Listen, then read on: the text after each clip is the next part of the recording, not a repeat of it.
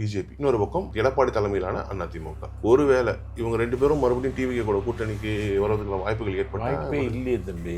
அதிமுக ஓட்டு பூரா தவிகாவுக்கு வந்துச்சு. அது செங்கோட்டையனை சேர்ந்த பிறகு அலையாக வந்துட்டு இருக்கு.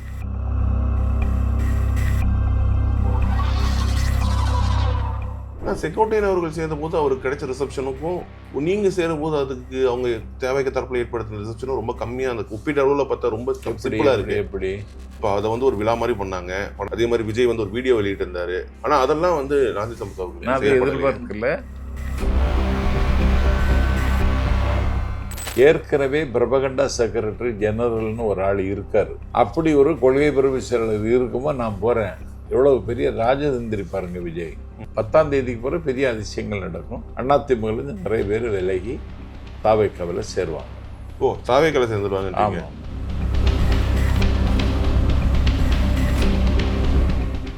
நீங்க ஏன் ஜெயலலிதா அவர்களுடைய மறைவுக்கு பின்னாடி அந்த இபிஎஸ் தலைமை ஏற்ற போது ஏன் அங்கேருந்து இருக்க வந்துட்டீங்க? இல்லை, நான் எடப்பாடி தலைமை ஏற்க முடியாதுன்னு சொல்லிட்டேன். அதான் ஏன்னு கேட்டேன்னா, நீங்கள் டிடிவி தினகரனுக்கு ஆதரவாக செயல்பட்டீங்க. அவர் தலைமையை ஏற்கும் பொழுது ஏன் எடப்பாடி தலைமையை ஏற்க முடியாதுன்ற ஒரு கேள்வி எழுதுறீங்க. எடப்பாடி பழனிசாமியினுடைய தலைமையை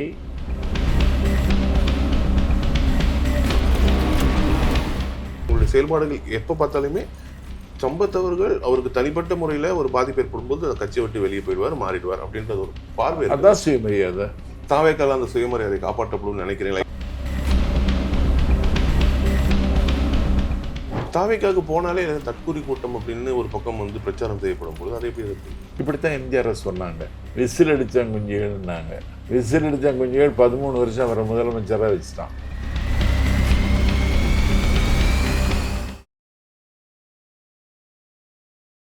வணக்கம். ப்ரோவோக் பாலிடிக்ஸ் நிகழ்ச்சிக்கு உங்களை வரவேற்பதில் மகிழ்ச்சி. இன்றைய சிறப்பு நேர்காணலில் நம்முடன் இணைந்திருப்பவர் தமிழக வெற்றி கழகத்தில் சமீபத்தில் இணைந்து கட்சியினுடைய பரப்புரை செயலராக நியமிக்கப்பட்டிருக்கக்கூடிய திரு நாஞ்சில் சம்பத் அவர்கள். வணக்கம். வணக்கம் சார். நலமா இருக்கீங்களா? நலமா இருக்கேன் சார். நலமா இருக்கீங்களா? நலமா இருக்கு. சரி, நீங்கள் டிவிக்கேன்னு முடிவு பண்ணி வந்துட்டீங்க. அங்கே ஒரு பரப்புரை செயலாளராகவும் நியமிக்கப்பட்டுட்டீங்க. இதுக்கப்புறம் உங்களுடைய டிராவல் டிவிக்கு கூட தான் இருக்க போகுது. ஆனால் நீங்கள் ஏற்கனவே எதிர்த்த ஒரு முக்கியமான விஷயம் பிஜேபி, இன்னொரு பக்கம் எடப்பாடி தலைமையிலான அதிமுக. ஒருவேளை இவங்க 2 பேரும் மறுபடியும் டிவிக்கு கூட கூட்டணிக்கு வர்றதுக்கான வாய்ப்புகள் வாய்ப்பே இல்லையே தம்பி. வாய்ப்பே இல்லையே. அதிமுக ஓட்டு பூரா திமுகவுக்கு தவிகாவுக்கு வந்துச்சு. வந்துக்கிட்டே இருக்கு. அது செங்கோட்டையனை சேர்ந்த பிறகு அலையாக வந்துட்டு இருக்கு. அப்படியா? ஆனால் செங்கோட்டையன் அவர்கள் சேர்ந்த போது அவருக்கு கிடைச்ச ரிசப்ஷனுக்கும் நீங்கள் சேரும் போது அதுக்கு அவங்க தேவைக்கு தரப்புல ஏற்படுத்தின ரிசப்ஷனும் ரொம்ப கம்மியாக, அந்த ஒப்பீட்டு அளவில் பார்த்தா ரொம்ப சிம்பிளாக இருக்கு. எப்படி இப்போ அதை ஒரு விழா மாதிரி பண்ணாங்க. பனையூர் அலுவலகத்தில் விஜய் அவர்கள் முன்னிலையில் கூப்பிட்டு அந்த தொண்டர்கள்லாம் பண்ணாங்க. நிறைய நிகழ்ச்சிகள் நடந்துச்சு. அதே மாதிரி விஜய் ஒரு வீடியோ வெளியிட்டு இருந்தார். அவர் ரொம்ப அன்பாக வரவேற்கிறோம் அப்படின்லாம் சொல்லி ஒரு வீடியோ வெளியிட்டு இருந்தார். ஆனால் அதெல்லாம் நாஞ்சில் சம்பத் அவர்கள் எனக்கு விட்டாரு. நான் அதை எதிர்பார்க்கல. ஆனால் அது அப்படித்தான் அண்ணனை வச்சிருக்கணும். செங்கோட்டை அண்ணனை நல்ல முடிவு தான் அது. ஸோ அவருக்கு கொடுக்குற முக்கியத்துவம் எனக்கு தரணும்னு நான் எதிர்பார்க்கவும் கூடாது. ஏன்னா அவர் அவ்வளவு அனுபவ சுரங்கம். அவர் 1977 இத்தனை வருஷமாக அவர் ஒரு தொடர்ந்து சட்டமன்ற உறுப்பினராக இருக்கிறவர். அதெல்லாம் அது அவருக்கு மரியாதை கொடுத்துருக்காங்கிறத விட 28 பேர், புஷி ஆனந்த் பொதுச் செயலாளர் உள்ளிட்ட 28 பேர் கொண்ட நிர்வாக குழுவுக்கு அவர் ஒருங்கிணைப்பாளர். நீலகிரி, ஈரோடு, கோயம்புத்தூர், திருப்பூர் 4 மாவட்டங்களுக்கு அவர் அமைப்பு செயலாளர். நான் அப்படி ஒரு ஆள் கிடையாது. நீங்கள் ஆனால் ஒரு வேளை ஒரு எம்எல்ஏ சீட் அது மாதிரி கண்டஸ்ட் பண்ணுற ஐடியாவில் ஏதாவது இருக்கா? இங்கே அவர்கிட்ட நான் அதுக்கெல்லாம் வரமாட்டேன்னு சொல்லிட்டேன்.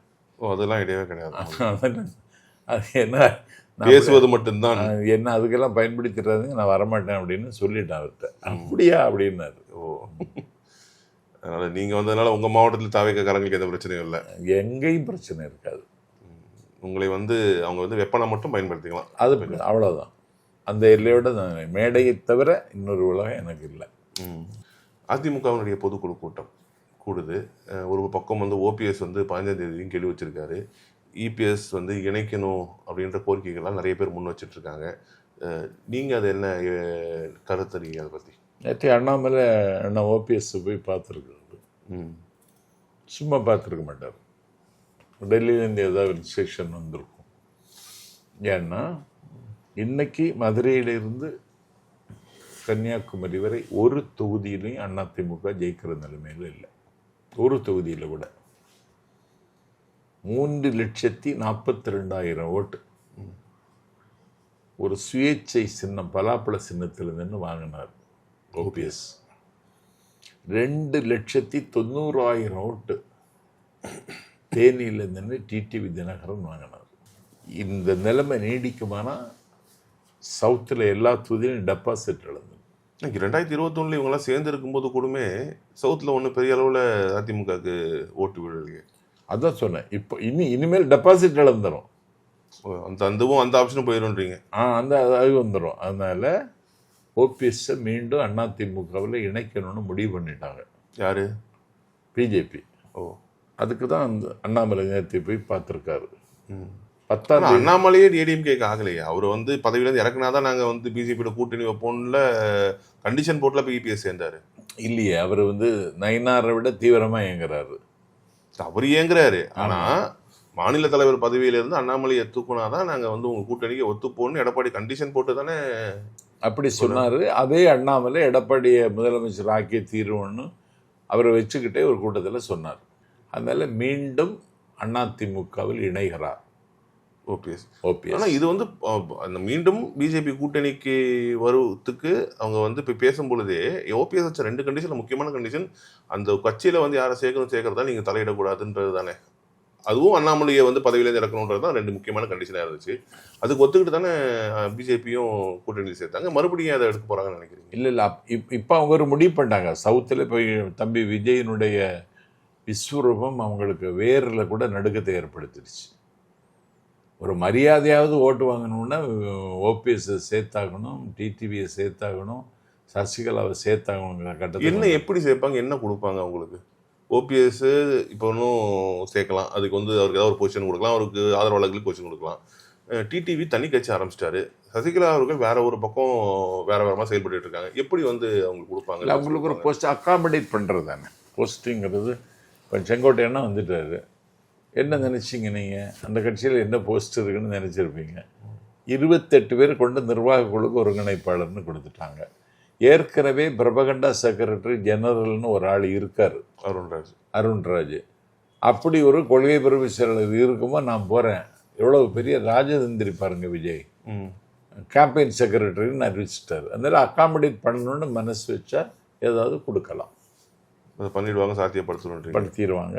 10ஆம் தேதிக்கு பிறகு பெரிய அதிசயங்கள் நடக்கும். அதிமுகலேருந்து நிறைய பேர் விலகி தாவைக்காவில் சேருவாங்க. ஓ, தாவைக்காவில் சேர்ந்துருவாங்க. ஆமாம், ஒரு செங்கோட்டையன் வந்ததுனால அந்த வேலையை அவர் பார்த்துட்டு தான் இருக்காரு.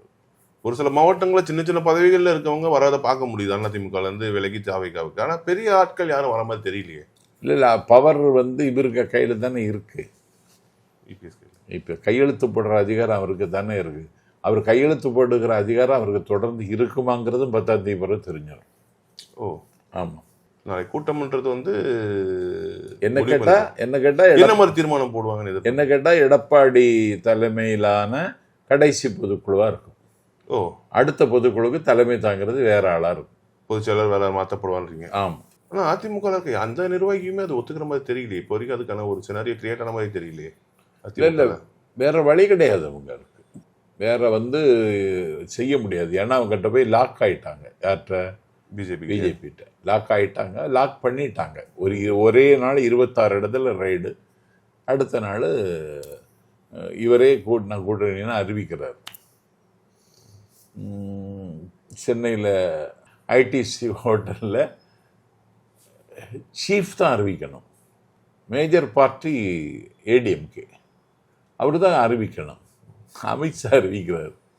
இந்த பேட்டி கொடுக்கும் பொழுது பின்னாடி பிஜேபி கொடி பறந்துட்டு, அதிமுக கொடி இல்லை.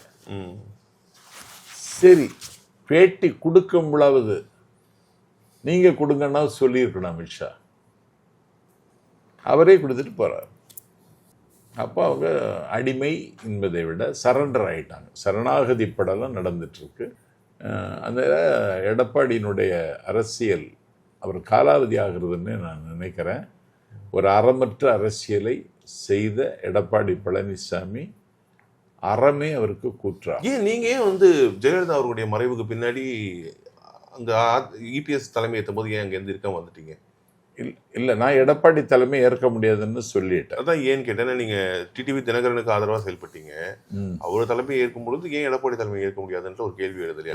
எடப்பாடி பழனிசாமியினுடைய தலைமையை நான் ஏற்க முடியாதுன்னு சொன்னதுக்கு காரணம், ஒரு வலைத்தளத்துக்கு பேட்டி கொடுக்குறேன். இந்த ஒற்றை வரியில சொல்லணும்னு நாங்கள் கலைஞர் உலவிய சரித்திரம், உறங்காத தமிழ் காற்று, கால் கொண்டு நடந்த கலிங்கத்து பரணி அப்படின்னு ஒவ்வொருத்தரையும் சொல்கிறேன். திருமாவளவன், டிடிவி தினகரன், வைகோ எல்லாரையும் சொல்கிறேன். தமிழிசை பற்றி கேட்டாங்க.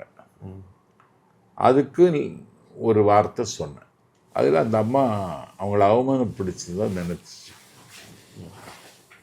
அகம்பாவம் பிடித்த அந்த தாய் தமிழிசை போய் எடப்பாடிட்ட என்ன இப்படி கருத்து சொல்கிறான், நீங்கள் அவனை ஏதாவது பண்ணணும்னு சொன்னது தான். ஒரே நாள் 9 விளக்கு. நான் அதிமுகவில் தான் இருக்கேன். அது வரைக்கும் நீங்கள் அங்கே தான் இருந்தீங்க? ஆமாம், ஒரே நாள் 9 விளக்கு. ஒரு பட்டினம் பக்கத்தில் ஒரு வாடகைக்கு குடியிருந்தேன், வீட்டு வசதி குடியிருப்பில். ஒட்டச்சு நொறுக்கிறதுக்கு வந்துட்டாங்க. என் வீட்டுக்கு முன்னாடி என் கொடும்பாவியை கொளுத்துனாங்க. விரட்டி விரட்டி அடிக்கணும்னு திட்டம் போட்டு வந்தாங்க. தென் சென்னை மாவட்ட பிஜேபி தலைவர் நாஞ்சில் சம்பத்துக்கு என்ன மொழி புரியுமோ அந்த மொழியில் பதிலடி இருக்கும்னு சொல்லிட்டு வந்தார். இரவு நேரத்தில் எதிர்த்தாப்பில் இருக்க சங்கீதாவுக்கு சாப்பிட போன அங்கே அடிக்க வந்தாங்க. இவ்வளவு செய்தது எடப்பாடி. அதனால அங்கேயும் ஆனால் உங்களுக்கு ஒரு பர்சனல் விஷயம் இருக்கிறதுனால தான் நீங்கள் வெளியே வரீங்க. ஆமாம். இப்போது ஃபஸ்ட்டு திமுகவில் இருந்தீங்க ஆரம்பம். அதன் பிறகு அப்போ வந்து கொள்கை உங்களுடைய தலைவராக திரு கருணாநிதி அவர்களை ஏற்றுக்கிட்டு செயல்பட்டீங்க. அதுக்கப்புறம் வைகோ அவர்கள் வெளியே வரும்பொழுது நீங்கள் அவரோட இணைந்து கிட்டத்தட்ட 19 ஆண்டுகள் அவரோட பயணிச்சிங்க. அங்கே ஒரு பிரச்சனை வந்ததுக்கப்புறம் உங்களுக்குன்னு தனிப்பட்ட முறையில் ஒரு பிரச்சனை வந்ததுக்கப்புறம் மறுபடியும் அங்கேருந்து வெளியே வரீங்க, அதிமுகவில் அடைக்கலம் ஆகுறீங்க. அங்கே வந்து ஜெயலலிதா அவர்களுடைய அன்பையும் பாசத்தையும் நிறையா பெற்றீங்க. அதன் அடிப்படையில் அங்கே ஒரு நிறைய ஆண்டுகள் வந்து பயணிச்சிங்க. கொள்கை பரப்பு துணை செயலாளராக பயணிச்சிங்க. அப்போ தான் உங்களுக்கு வந்து இனவா சம்பத்துன்ற அந்த பேரும் கூட வந்ததா எல்லாருமே ஞாபகம். ஸோ அதுக்கு அப்புறம் உங்களுடைய செயல்பாடுகள் எப்போ பார்த்தாலுமே சம்பத்தவர்கள் அவருக்கு தனிப்பட்ட முறையில் ஒரு பாதிப்பு ஏற்படும் போது அந்த கட்சியை விட்டு வெளியே போயிடுவார், மாறிடுவார் அப்படின்றது ஒரு பார்வை. அதான் சுயமரியாதை.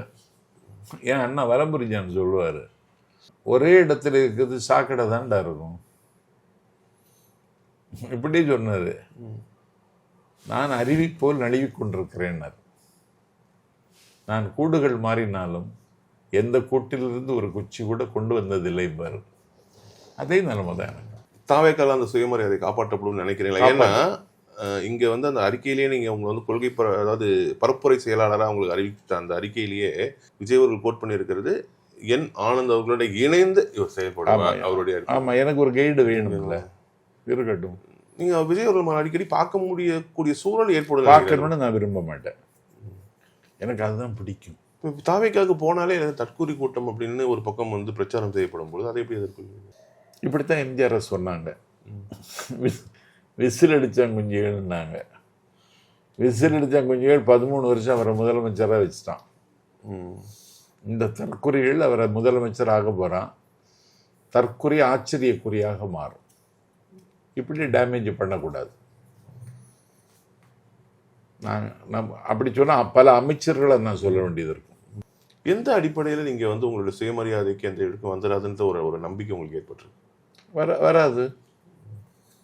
எனக்கு எந்த தலைவரும் தராத ஒரு வரவேற்பை விஜய் தந்தார். நீங்கள் இந்த கட்சியில் இணையக்கூடிய அந்த காலகட்டத்திலேயே உங்களுடைய பழைய தோஸ்துகள் மல்லி சத்யாவாக இருக்கட்டும், வல்லம் பஷீராக இருக்கட்டும், இவங்கெல்லாம் சேர்ந்து இது திராவிட வெற்றி கழகம்னு ஒரு கட்சியை வந்து ஆரம்பிச்சிருக்காங்க. அதுக்கு உங்கள் கலைப்பு வரலையா? இல்லை அங்கே போக ஐடியா இல்லை? நான் அங்கே போய் வாழ்த்தி பேசினேனே. அதான் சிவானந்தா சாலையில் உண்ணாவிரதம் இணைஞ்சிருங்கன்னு சொல்லலையா? உண்ணாவிரதம் இருக்காரு, என்னை கூப்பிட்டாரு. உண்ணாவிரதத்தை நீங்கள் தான் முடிச்சு வைக்கணும். வேண்டாம், நான் வந்தால் சரியா இருக்காது, அப்புறம் அப்துல் காதர், பேராசிரியர் அப்துல் வந்து முடிச்சு வச்சார். அண்ணா பிறந்த நாளுக்கு வரணும்னாரு. அண்ணா பிறந்த நாளுக்கு போய் அண்ணாவை பற்றி பேசினேன். அன்னைக்கு நீண்ட இடைவெளிக்கு பிறகு அண்ணாவை பற்றி பேசுகிற வாய்ப்பு எனக்கு அன்னைக்கு சத்யாதான் இருந்தார். பேசினேன். அவங்க கட்சிக்கு கூப்பிடவும் இல்லை, நானும் சேர்ற மாதிரி எண்ணமும் இல்லை. ஸோ இனி தாவேக்கா தான் ஒரே தாவேக்கா தான் இனி ஒரு ஒரு பெரிய ஆச்சரியங்களை எல்லாம் நிகழ்த்துவானா. தாவேக்கா ஆச்சரியம் நிகழ்த்துவீங்க. மிக்க நன்றி சார், இவ்வளவு நேரம் உங்களுடைய கருத்துக்களையும் உங்களுடைய நேரத்தையும் எங்களுக்காக பகிர்ந்து செலவழித்தீங்க.